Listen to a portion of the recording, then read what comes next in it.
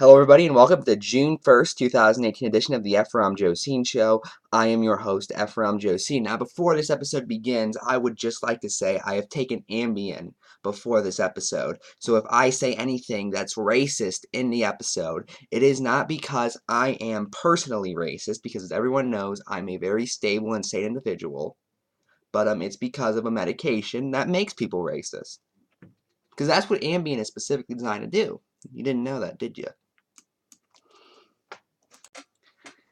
So first off, Donald Trump has recently pardoned conservative columnist, author, and filmmaker, specifically maker of the god-awful film Hillary's America, which a review will be published of at ephromjosine.blogspot.com this Monday. So check that out when it happens. But Donald Trump recently decided to pardon him because the Obama administration unfairly targeted Dinesh when it convicted him of, let me just see, violating campaign finance laws. Wait a minute. How is it Obama's fault? He violated campaign finance laws.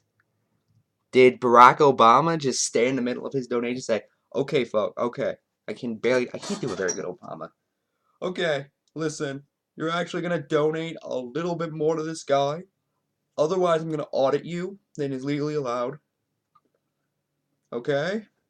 I already used the IRS to target you. Yeah, remember that scandal? You think I can't audit you because you didn't break the law? He broke the law! No, that's not what happened, Dinesh. You know that's not what happened. You're a compulsive liar, Dinesh.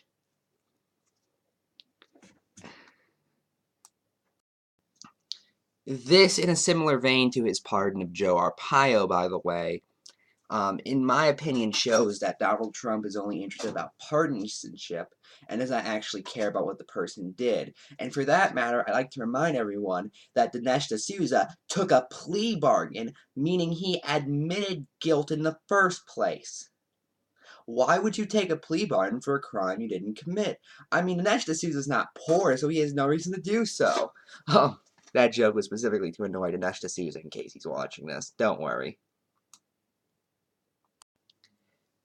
Meanwhile, Republicans are angry that Samantha Bee was mean to poor Ivanka Trump.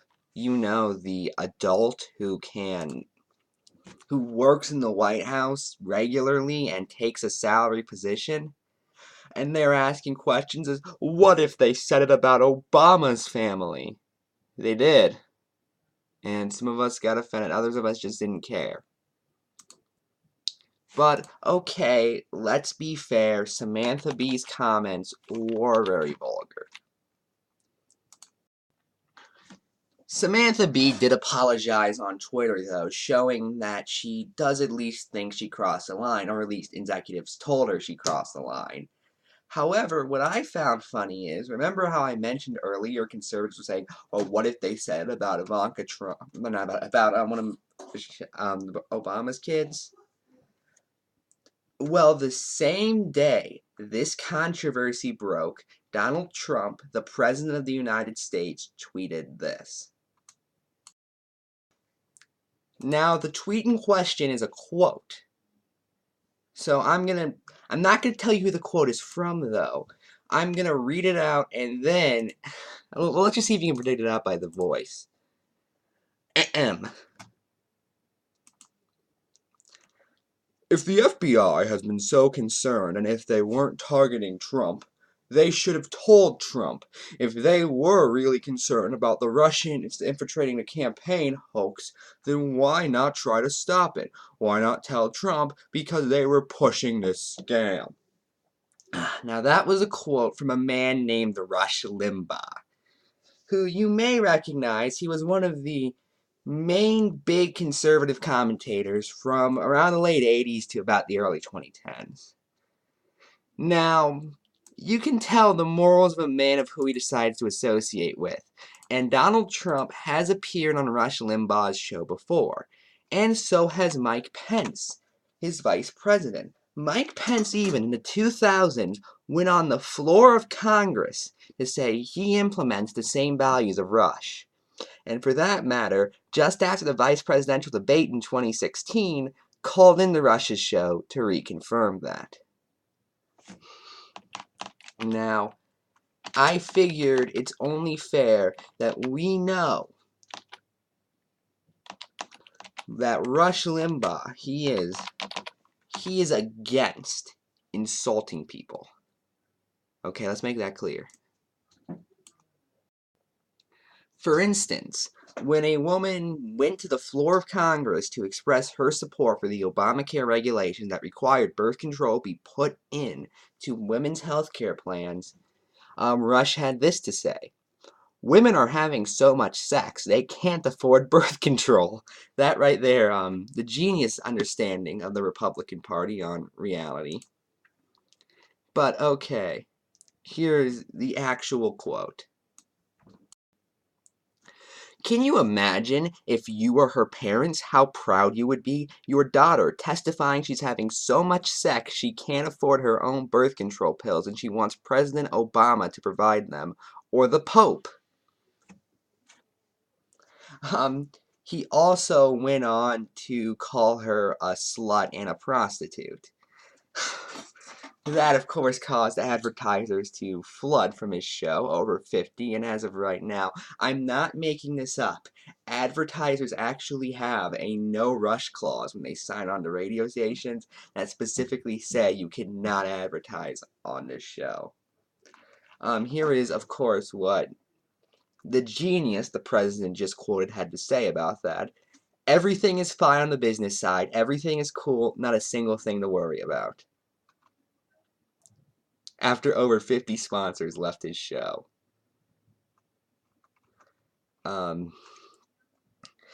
However, he did say this: "I sincerely apologize to Miss Fluke," that's the woman he insulted, "for using those words to describe her." So he didn't apologize for the actual kind. He just said, I guess I shouldn't have called her a slut. I could have called her a lot of other things, but not a slut. Some other controversies. I'm just reading off of Rational Wiki for a little bit, by the way, because I could not remember all of these, because he's gotten into so many other controversies over the years. For some reason, ESPN concluded Limbaugh was a good voice of the average NFL fan and hired him to do color commentary during the 2003 season. This seemed to go well and good until Limbaugh said the Philadelphia Eagles quarterback, Donovan McNabb, was overrated and claimed he was lionized because of his race rather than his talent. This cost Limbaugh his job, cementing his reputation, as he does constantly, as a big fat idiot. That's an Al Franken reference. He also told an African-American caller to, quote, to get the, quote, bone out of her nose. I'm not making that up. He compared Barack Obama to Adolf Hitler, said that Barack Obama not only caused the Great Recession, which he did not, by the way, it happened before he was elected, but he did it as a payback for racism. Said that if Obamacare was passed, he'd move within 5 years, and said that he'd probably go to Costa Rica for health care. What he didn't seem to realize is that Costa Rica has a single-payer system. He blamed leftists for Robin Williams' death. I'm not making that up. Said that all lesbians are obese substance abusers. And which, on a side note, leads to the fact that absolutely everybody knows about Rush Limbaugh. He wants to lock up and basically kill all drug addicts. Well, he's a drug addict. He was on Oxycontin back in 2003 recreationally that he got through his maid. And, by the way, I believe broke a federal law by being on air while high on Oxycontin. But, okay, all of this would be fine if he at least did not insult any family member of any president or anyone holding. You know where I'm going with it. You know where I'm going with this. Again, I'll admit, I'm just reading this off of something. In this case, it's Al Franken's 2003 work, Lies and the Lying Liars That Tell Them. Because I actually do enjoy this book. I know, Franken's not the greatest guy. But, you know. On Rush's TV show in 1993, Shortly after Clinton took office and years before Buddy, that was their dog, decided to join the first family, the show put up a picture of Socks the cat, it's his cat, it was the Clintons' cat, um, and said, "Did you know that the Clintons not only have a White House cat," Rush said coyly, "but they also have a White House dog." Then on screen came a picture of the 13-year-old Chelsea Clinton. Now, at least you can argue the statements Samantha Bee made about Ivanka Trump were accurate. But Chelsea Clinton is a human and was a human back in 1993. And if she is some other animal, it's not a dog, it's a reptilian. Get it right. This is the man Donald Trump and Mike Pence take virtue lessons from, by the way. Anyway, that's it. I'm Ephrom, and good night.